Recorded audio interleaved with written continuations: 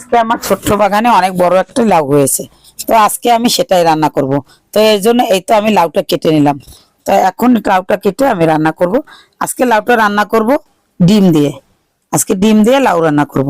তো লাউটা কেটে নিয়েছি, দিয়ে দিলাম তেল, পেঁয়াজ কুচি, আর দিয়ে দিলাম কাঁচা মরিচের ফালি, পরিমাণ মতো লবণ, হলুদের গুঁড়ো, মরিচের গুঁড়ো, সবটাই দিয়ে ভালো করে কষিয়ে নিলাম।